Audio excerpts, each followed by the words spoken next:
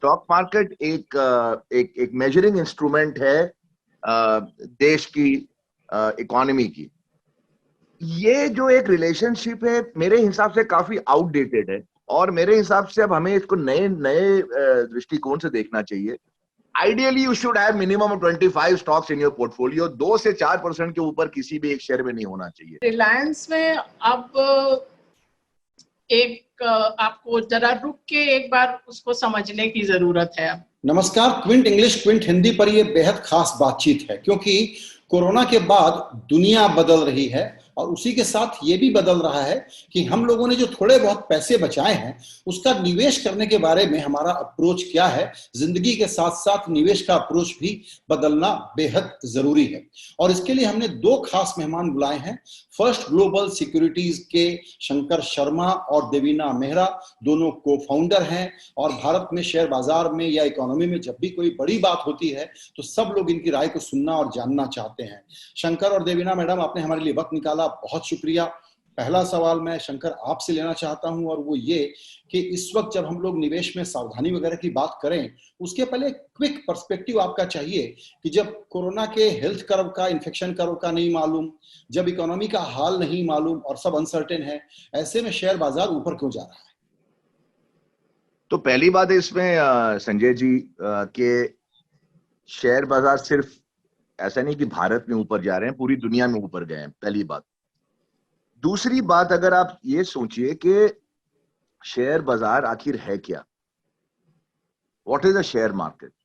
Is the share market a barometer of the economy as has been talked about जब से हमने school में, college में, MBA में, सीए में जो भी हमने किया, पढ़ाया गया कि स्टॉक मार्केट एक मेजरिंग इंस्ट्रूमेंट है देश की इकोनॉमी की।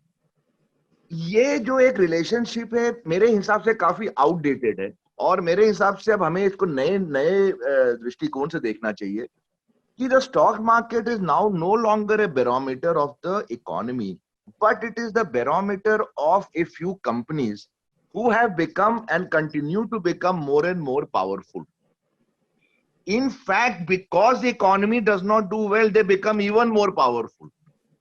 तो ये एक बिल्कुल आप सोचिए तो एक उल्टी तरह से आप देखिएगा इसको कि जितना भी देश में तकलीफ बढ़ेगी उतना लोगों में आम कंपनियों में स्ट्राइक बढ़ेगा, स्ट्रेस बढ़ेगा। लेकिन वो जो बिजनेस है उन कंपनियों के पास में वो अब जाके एकत्रित हो जाएगा कुछ हैंड्स में, जैसा कि हमने कई इंडस्ट्रीज में देखा है, एयरलाइन में देखा, टेलीकॉम में देखा है, स्टील में देखा है। मतलब industry after industry has seen consolidation. तो ये स्टॉक मार्केट ऊपर इसलिए जा रहा है क्योंकि इसको पसंद है ये बात कि देश में बहुत ज्यादा तकलीफ है। उस तकलीफ के चलते जो बिजनेस है वो जा रहा है कुछ हाथों में और वो कंपनियों का शेयर लगातार बढ़ता जा रहा है। In short, the stock market is only a barometer of economic concentration of power. It is no longer a barometer of economic growth. अगर इस नजरिए से देखिए तो आप कभी डिसएग्री नहीं कर सकते ये मार्केट क्यों ऊपर गया। बिल्कुल, बहुत इंटरेस्टिंग इंटरप्रिटेशन है। देवेना जी, आप का एक ओपनिंग रिमार्क दें, उसके साथ चाहें तो इसी को आगे बढ़ा लें कि फिर ऐसा क्यों है कि सिर्फ कुछ ब्लू चिप जो हैं वो भाग रहे हैं, बाकी सारे ब्लू चिप पीछे हैं और जो लगाड़ कहिए या बीटन डाउन स्टॉक्स कहिए वो आगे चल रहे हैं? देखिए, यहाँ पर इंडिया जो है ग्लोबल ट्रेंड से थोड़ा अलग कर रहा है। आप ग्लोबली देखें तो जो कंपनी एक्चुअली में अच्छी कर रही हैं, जो लीडिंग लाइट्स हैं, उनके स्टॉक चल रहे हैं। वो एक अलग स्थिति है जहां आप अगर इवन जैसे यूएस जो क्योंकि वेल नोन कंट्री है, वेल नोन स्टॉक मार्केट है, वहां देखें तो जैसे मतलब नेटफ्लिक्स है या अमेजोन है या इवन आप टेक को छोड़ भी दीजिए तो इवन क्लोरॉक्स है या फार्मा कुछ कंपनीज हैं या मेडिकल टेस्टिंग डिवाइसेस हैं, उस तरह की कंपनीज और उनके स्टॉक्स अच्छा कर रहे हैं। इंडिया में वैसे एक तो आप ये बात देख लीजिए कि अभी जनवरी से लेके अब तक हम लोग का मार्केट डाउन है, कोई अप नहीं है, मतलब 13% के करीब डाउन है। तो वो जो एक हम लोग बहुत 35% गिरने के बाद जो चले हैं स्टॉक, वो शायद हम लोग पहले भी कुछ और प्लेटफॉर्म्स पे बोल चुके हैं कि जब बहुत शार्प फॉल होता है तो एक वो शार्प रैली भी आती है, और वो जनरली आती है बीटन डाउन स्टॉक्स में। जो स्टॉक मतलब आप समझ लीजिए 600 से गिरते गिरते 100 रुपया पहुंच गया, वो फिर उसको 200 होना बहुत बड़ी बात नहीं होती। और अभी आपने जो देखा वो ज्यादातर रैली जो आप कह रहे हैं वो बात ठीक है कि बहुत रैली आई है ऐसी कंपनियों के स्टॉक में जहां आप फंडामेंटल तरीके से देखें तो ऐसा नहीं है कि उसका आउटलुक बहुत अच्छा हो गया जी। तो ये एक अलग अलग रास्ते जा रहे हैं आप अगर ग्लोबल मार्केट्स देखें और इंडियन मार्केट देखें। बिल्कुल। इस हिसाब से आप देखें तो इंडियन मार्केट में इन स्टॉक्स में रिस्क बढ़ गया है। बिल्कुल इंटरेस्टिंग। शंकर, फिर एक नई बात हम देख रहे हैं जो ट्रेंड में बदलाव है, वो ये है कि इस वक्त नए रिटेल इन्वेस्टर्स बहुत बड़े पैमाने पर आए हैं। शायद कुछ पहली बार आए होंगे बाजार में। इंस्टीट्यूशनल बाइंग सामने कम दिख रही है। शायद घर में बैठे हैं, कमाई कम हो गई है, सबकी इनकम घटी है। ऐसे में लगता है कि शेयर बाजार में कुछ पैसा बना लो। तो उनके लिए रिस्क नहीं है क्या इस वक्त? ये बहुत बेहद रिस्क है, और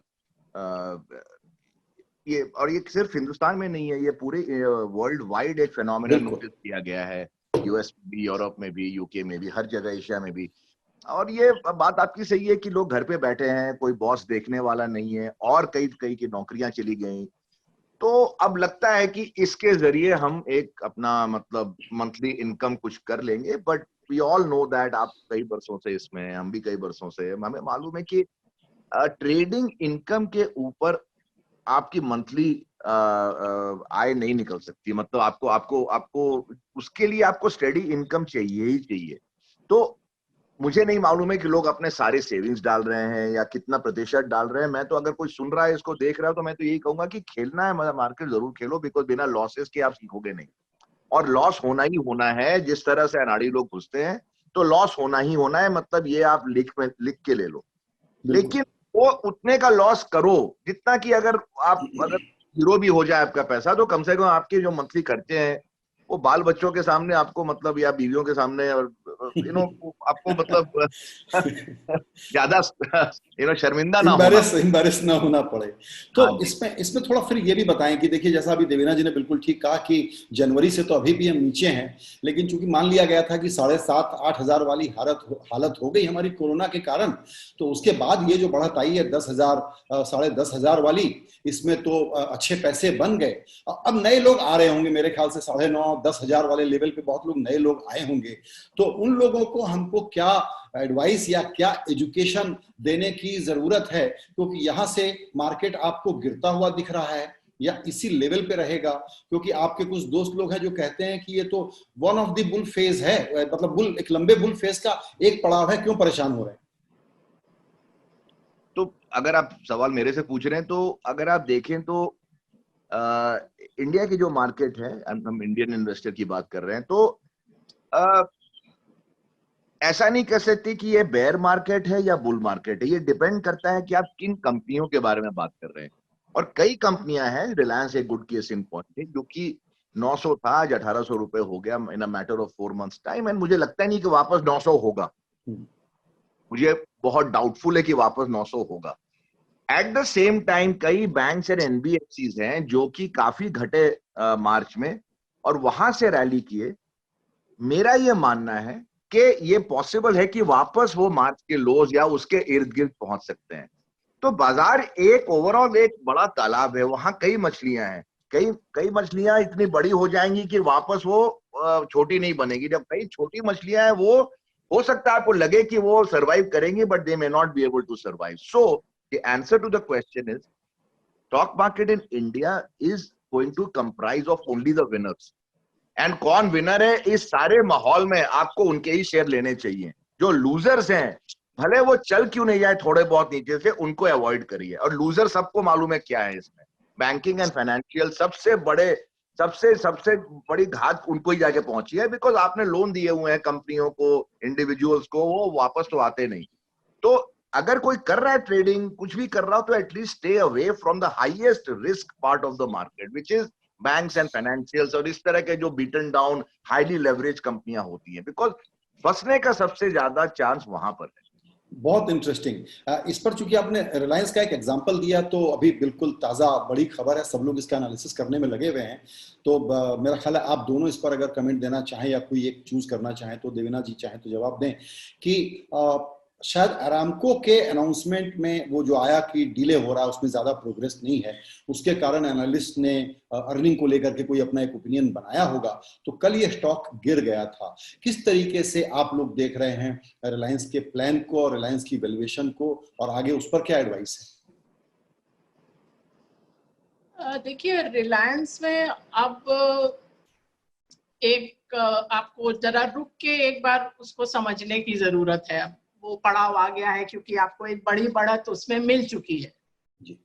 अब ये जरूर है कि आप अगर वर्ल्ड वाइड देखें, जैसा कि मैंने कहा कि डिजिटल प्लेस बहुत अच्छा कर रहे हैं, और इंडिया में वो डिजिटल प्ले खेलने के लिए आपके पास एवेन्यू बहुत कम है।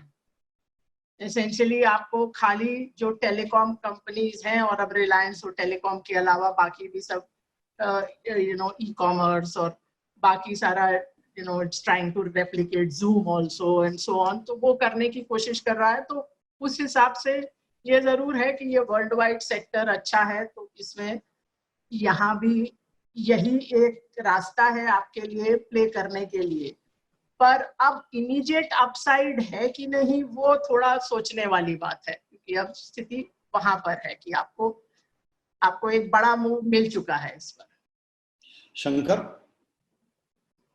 हाँ, तो ये सीधी बात है, अगर इतनी large cap, ultra large cap मैं तो कहूंगा इसको, इतने छोटे टाइम में अगर 800-900 की चीज 1800 हो गई, तो एक ब्रेक लगेगा। और अब एक्चुअल एग्जीक्यूशन, नंबर्स, परफॉर्मेंस के ऊपर वापस बात आ जाएगी। अभी तो ये था कि अब इनकी जो नेट डेट है वो अब जीरो हो गया, in fact probably little bit positive now. So अब वो जो एक बड़ी कहानी थी डीलेवरेजिंग की, वो तो प्ले आउट। अब देखना है कि एग्जीक्यूशन कैसे करते हैं, नए प्रोडक्ट्स कैसे, किस तरह से मार्केट में टेक ऑफ करते हैं। अब ये कहानी क्वार्टर टू क्वार्टर अनफोल्ड करेगी।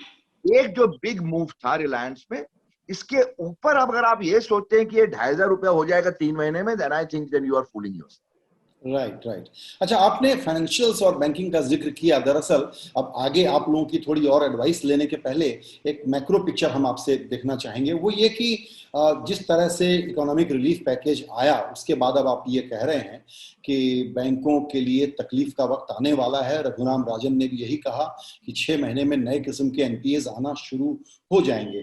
तो कोविड सिचुएशन में हमारा गवर्नेंस के लेवल पे, इकोनॉमिक गवर्नेंस के लेवल पे रिस्पॉन्स कैसा रहा है, शंकर?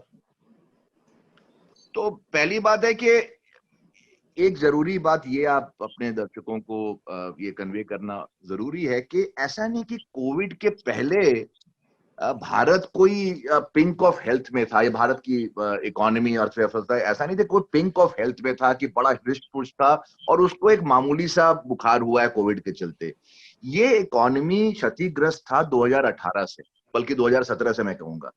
वो बीच में हुआ क्या कि जो डिमोनेटाइजेशन के बाद काफी पैसा सिस्टम में आ गया, बिकॉज लोगों ने अपने कैश डिपॉजिट किए नए नोट लेने के लिए। वो पैसा जाके एनबीएफसी और म्यूचुअल फंड के डेट स्कीम्स में गया। उन्होंने जाके कंज्यूमर फाइनेंसिंग कंपनियों को बेतहाशा लोन दी। उसके चलते जो एक इफेक्ट था इकोनॉमिक स्लो डाउन का, वो डिले हो गया टिल 2018। वहां पर आ गया आईएलएफएस हुआ अगस्त में 2018 के, और उसके बाद से आपके सारे इकोनॉमिक इंडिकेटर्स बिल्कुल डीप साउथ में चले गए। अगर आप देखिए मारुति के सेल्स, टू व्हीलर्स के सेल्स, कंपनियों के सेल्स, तो ये इकोनॉमी 2 साल से मिनिमम क्षतिग्रस्त रहा है।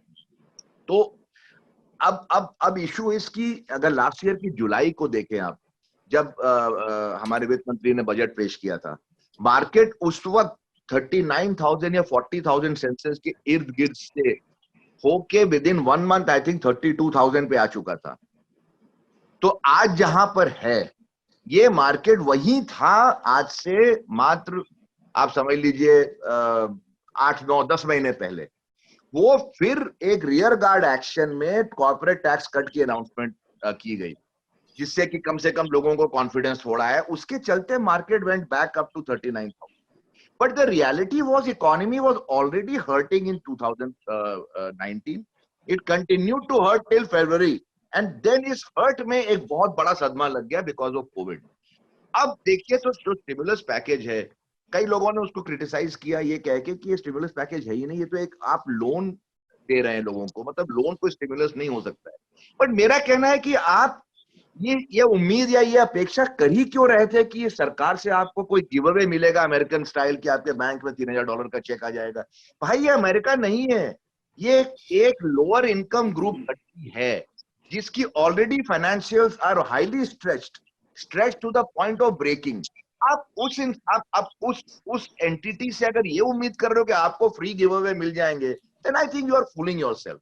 सो ये स्टिमुलस पैकेज जो दिया गया, you can call it whatever package, but इससे ज्यादा उम्मीद करना मेरे हिसाब से बेवकूफी थी, और इसके चलते कुछ होना भी नहीं है, because it's not a stimulus package, it is only offering loans, and no company today wants a loan because they are not confident of being able to repay. और कई आए भी आर्टिकल्स के लोगों जो गए भी लेने, उनको बैंकों ने रिफ्यूज कर दिया। मैं किसी से बात कर रहा था बड़ौदा में, उसने मुझे कहा कि बैंक मैनेजर कहता है कि अभी तो नोटिफिकेशन आया ही नहीं हमारे पास में।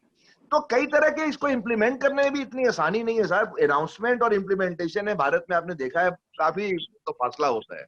जी देवेना जी, यहाँ आपका ओपिनियन कि जब हमारी इकोनॉमी में कुछ लोग कहते हैं टोटल स्विंग जीडीपी में माइनस होने का 10% हो सकता है, कुछ लोग कहते हैं 16% का नेगेटिव स्विंग हो सकता है, कंपनियों की बैलेंस शीट बहुत शानदार नहीं दिख रही, कोई नया ग्रोथ प्लान सामने नहीं दिख रहा, ऐसे में ये सब बाजार बिल्कुल पढ़ नहीं रहा है। क्या आउटलुक आप देना चाहेंगे हमारे दर्शकों को कि कैसे देखो इकोनॉमी को, कैसे देखो कंपनियों की बैलेंस शीट को, और फिर मार्केट में क्या करो? देखिए, आई मीन डिक्लाइन तो आएगा ही ऑफ कोर्स। हम लोगों ने एक बहुत अच्छा रास्ता निकाला है कि डेटा ही मत दो आईआईपी का, और बाकी सब चीज का प्रॉपर डेटा ही नहीं आएगा तो हम लोग तो एक तरह से अंधेरे में टटोल रहे हैं कि हो क्या रहा है। पर सिग्निफिकेंटली नेगेटिव जीडीपी आएगा ये तो क्लियर ही है, बिकॉज आपका ऑलमोस्ट 3 महीना तो इकोनॉमिक एक्टिविटी की बहुत सारी चीजें तो नियर जीरो पे ही रही। Positive this year might be only agriculture, उसके अलावा तो जिसका मतलब जो उससे रिलेटेड है, जैसा कि आप ट्रैक्टर सेल्स वगैरह में देख रहे हैं कि वहां थोड़ा सा ठीक ठाक चल रहा है, बट बाकी तो स्ट्रेस बहुत ज्यादा है और इसी कारण एनपीएस भी बढ़ेंगे, जो मतलब आपका पिछला क्वेश्चन था, बिकॉज बहुत कुछ तो मॉरेटोरियम ही खाली मिला है, और आप अगर आम बोरोवर से बात करें तो उसको तो मॉरेटोरियम समझ ही नहीं आया, वो तो सोच रहा है कि मेरी 3 किस्तें माफ हो गई। बिल्कुल, ये बहुत सारे लोगों का ही ऐसा सोचना है। तो वो सब होते होते जब वो बैंक्स पर आएगा तो, या एनबीएफसीज इवन मोर, तो वो तो सब बहुत सारी एरियाज हैं जहां पर आप हर्ट करेंगे। और ये जो हुआ है कोविड का बड़ा डिसरप्शन, उससे निवेशकों को एक चीज समझ लेनी चाहिए कि कोई भी निवेश ऐसा नहीं है जिसमें आप बता सके कि आगे क्या होने वाला है with complete certainty. Life is only about probability कि ये भी हो सकता है, वो भी हो सकता है, इस चीज की इतनी प्रोबेबिलिटी है, उस चीज की इतनी प्रोबेबिलिटी है। और अगर ये बात आज तक हम लोग को नहीं समझ में आई थी तो वो अब अच्छी तरह समझ में आ जानी चाहिए, क्योंकि किसने सोचा होगा जनवरी या फरवरी में कि एयरलाइंस और होटल्स का बिजनेस जीरो हो जाएगा इतने महीनों के लिए। तो अगर ये बात आपकी समझ में आ गई है तो एक चीज आपको और सोचनी चाहिए कि मैं अपने निवेश का रिस्क कैसे कम करूं। उसमें 2 चीज खास हैं। एक, आप एक ही कंट्री यानी एक ही देश में और एक ही तरह के एसेट इक्विटी, इससे थोड़ा अपना दायरा बढ़ाइए, बाकी आप देखिए। बिकॉज आप अगर 2019 में भी देखें तो गवर्नमेंट सिक्योरिटीज और गोल्ड दोनों ने इक्विटी से बहुत ज्यादा रिटर्न दिया। गोल्ड आई थिंक पिछले साल 17% या 20% अप था, इस साल भी अप है, पर हम लोग वो सब चीज अपने दायरे में लाते ही नहीं हैं। उसी तरह हम लोग फंस के रह जाते हैं इसी देश और इसी देश की इक्विटी मार्केट में, जिसको हम लोग बोलते हैं स्टार्स की, single country, single currency, single asset risk. तो आपको उससे थोड़ा ऊपर उठना पड़ेगा, सोचना पड़ेगा कि कैसे ग्लोबल मार्केट्स में निवेश करें, जो आसान नहीं है। तो उसके लिए भी आपको मतलब ठीक एडवाइस चाहिए। और दूसरा कि और एसेट क्लासेस को भी देखें। बिल्कुल। शंकर, ये इन्होंने ठीक कहा कि ये ग्लोबल मार्केट्स आसान नहीं है, लेकिन उसको देखें और एक कंट्री ना देखें, एक करेंसी ना देखें, सिर्फ एक एसेट ना देखें। आजकल बहुत सारे लोग हिंदुस्तान के बाहर के बाजार में इन्वेस्ट कर रहे हैं और अलग अलग एसेट क्लास में इन्वेस्ट कर रहे हैं। एक माइंडसेट की बात है, वो थोड़ा सा फियर ऑफ अननोन रहता है मन में। क्या आप ये एडवाइस करेंगे और इनकरेज करेंगे, जिनके करोड़ों वालों की बात छोड़ दीजिए, जिनके पास लाखों भी है, कि उनको एक देश क्यों देखना, दूसरा देश क्यों नहीं देखें, और ये फिर इसके आप जरा ABCD स्टेप्स बताइए। ये बहुत सिंपल है। तो मैं आपको अपने एग्जांपल दे सकता हूँ। तो हमने ये जर्नी स्टार्ट किया 23 साल पहले, जब हमें नजर आया एशियन क्राइसिस के बाद कि अगर हिंदुस्तान डूब गया तो हमारे सारे पैसे हिंदुस्तान में, सारा कुछ बिजनेस, व्यवसाय, पेशा सब यही है, सब कुछ डूब जाएगा। तो हमने अपनी जर्नी एक क्राइसिस से स्टार्ट की। अब ये दूसरा, अब ये उसके बीच में कई क्राइसिस आए हैं। अब ये कोविड क्राइसिस के बाद लोगों को ये डेफिनेटली सोचना चाहिए कि अपने एसेट्स को कैसे डाइवर्सिफाई करें ग्लोबली। हमने इनफैक्ट छोटे निवेशक इन्वेस्टर्स के लिए बड़ा अच्छा प्रोडक्ट बनाया, जिसमें सिर्फ $10,000, 7.5 लाख रुपए से they can start a PMS scheme with us and we invest across not just one market. Right now, for example, हमारे पास US है, चाइना है, स्विट्जरलैंड है, UK है, ताइवान है, साउथ कोरिया है, जापान है। That is the level of diversification. हमारे पास silver है, गोल्ड है, ऑयल है, हमारे पास इमर्जिंग मार्केट बॉन्ड्स है, US इन्वेस्टमेंट ग्रेड बॉन्ड्स है। मात्र $10,000 में आपको इतना बड़ा पिज्जा का एक ये मिल जाता है, जहां पर कि कहीं पर आप ओवर एक्सपोज नहीं है कि यार मैंने सारा पैसा चाइना में लगा दिया, सारा पैसा नैस्डैक में लगा दिया, वो डूब गया तो आपके सारे पैसे जीरो हो गए। दैट इज द पॉइंट कि इसमें कई स्लाइसेस हैं और ये स्लाइसेस बेस्ट पॉसिबल कॉम्बिनेशन है जो फिलहाल मार्केट में ग्लोबली नजर आते हैं। तो एक कोई स्लाइस खराब भी करे, आपको कुछ ना कुछ और बचा देगा। और एक बहुत इंपॉर्टेंट चीज है संजय जी, मैं फोकस करना चाहता हूं कि asset allocation is the crux of investing. ये एक इक्विटी 24 घंटे जो हम टेलीविजन पे आप लोग भी करते रहते हो, ये in a lot of ways is not correct. Very true. Asset allocation सही है, इक्विटी सही नहीं है, म्यूचुअल फंड सही नहीं है। आपको पिज्जा में सारे स्लाइस देखने पड़ेंगे, बिकॉज कोई स्लाइस अच्छा करेगा, कोई स्लाइस खराब करेगा, लेकिन सारे स्लाइस एक साथ अच्छे नहीं करेंगे। और अगर आप उस स्लाइस पर फंस गए जो अच्छा नहीं कर रहा है, तो आपकी दुनिया बहुत अलग नजर आएगी। And also remember that if one part of the world does not do well, it doesn't mean everything is not doing well. So world is like a seesaw. कुछ नीचे जाता है तो कुछ ऊपर भी आता है।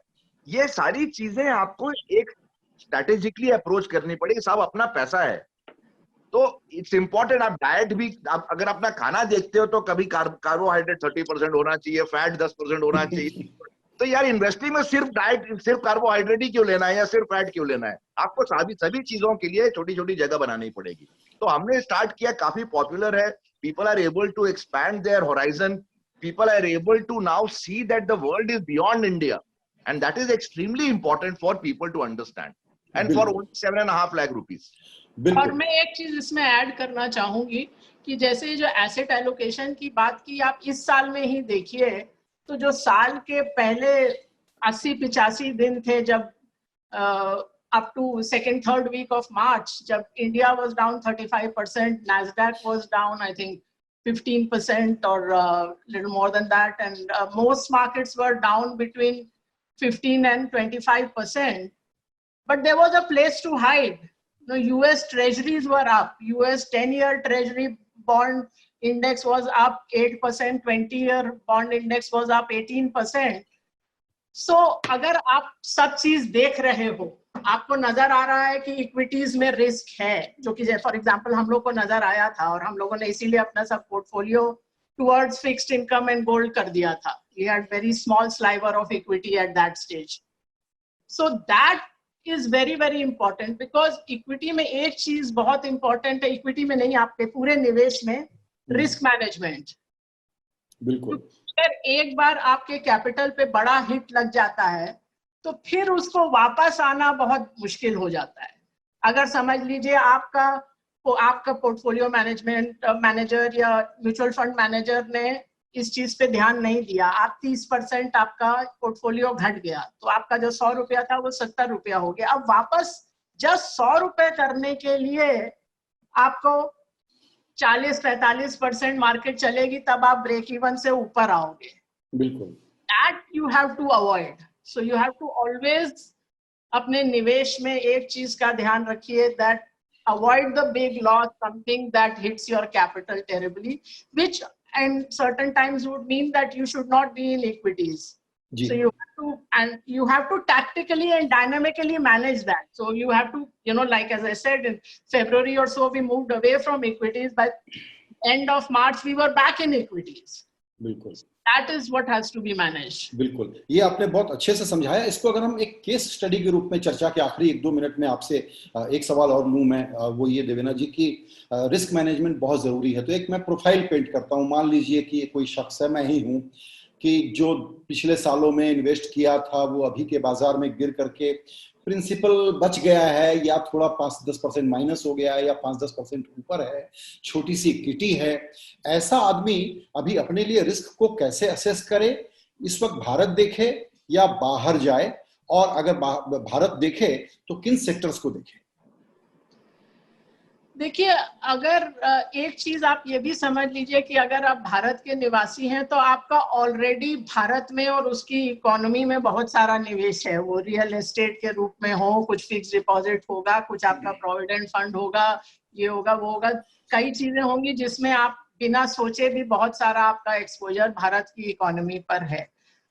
तो ऐसी स्थिति में ज्यादातर लोगों का ग्लोबल एक्सपोजर है ही नहीं, तो आपके पास अब जो लिक्विड बचता है उसमें जरूर आपको ग्लोबल निवेश का सोचना चाहिए।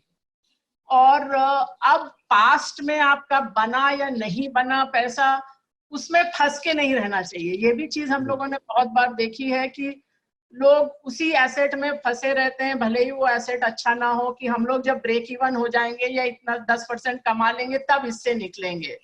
उससे बहुत अच्छा जो रास्ता होता है वो कि आप अपना प्रॉफिट या लॉस जो भी है छोटा मोटा वो बुक करिए और अब जिस एसेट में होना चाहिए वहां निवेश करिए। ये मेंटली थोड़ा मुश्किल काम होता है क्योंकि एज ह्यूमन बीइंग्स हम लोग लॉस नहीं लेना चाहते। बिल्कुल, जैसा कि मतलब सब स्टडीज भी दिखाती है कि 1 रुपया लॉस का हम लोग को ज्यादा दर्द होता है, 1 रुपया कमाने का उतनी खुशी नहीं होती है।